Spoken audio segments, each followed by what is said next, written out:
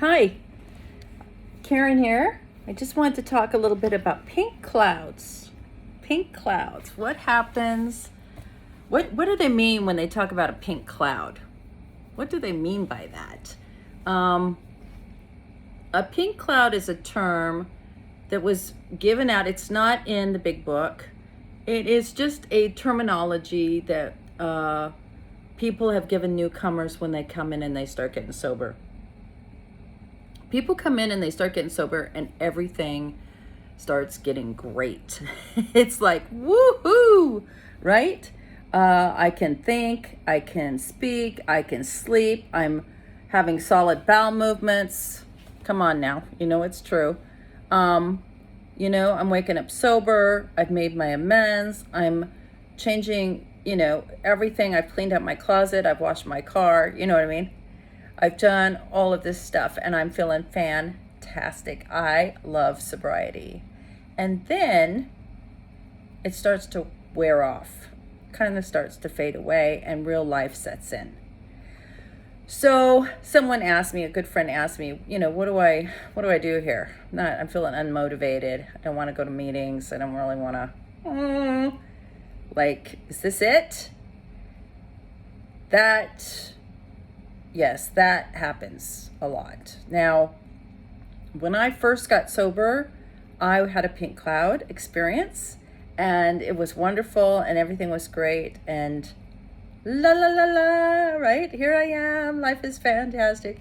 And then what happened was I started to wane off. After a long time, after like 14 years, I started to think this wasn't exciting enough. I needed more excitement. I don't want to go to meetings. Meetings are boring. It's all the same thing, blah, blah, blah, right? And I didn't really understand that it's my thinking that's the problem, that really nothing had changed. The pink cloud hadn't gone anywhere. I had, right? The pink cloud was in my head. The pink cloud was my perception. This is new. This is exciting. I never thought I'd be able to do this, right? So my thinking was woot woot, and then my thinking got, is this it? Right? It's nothing changed, but my thinking about it. So I had to change the second time I got sober. This time, no pink cloud. I got sober to a lot of serious problems and lots of stuff, lots of serious, heavy duty stuff. And I had to make a decision to sober up and help in my family, or I wasn't going to be able to make it because of the guilt of not helping, or most importantly, my child wasn't going to make it. So I had to sober up. Like, it was like, sober up. And I sobered up. And because of that relapse, there was no pink cloud. It was hard to do, but I did it. And how I did it is the same way I would tell someone who's not feeling like a pink cloud, somebody that needs to reset and reboot. Okay. It's first thing, make sure you're doing the basics. Are you doing your morning pages and your evening pages? Yes, I am, but I hate doing them. I'm not even paying attention. Okay. So what you need to do is, the disease of alcoholism, your perception is slipping, right? You've shifted back. And your mind is starting to play with you. This isn't so fun. I'm not so... So you're going to fight back. And you're going to find someone new to help. Now, I know that's not what you want to hear, but I'm telling you, it will work. Will not only work and give you back a pink cloud, but it will catapult you into a fourth dimension. Okay? So what you have to do is ask God, please send me someone to help. Please send me someone to help.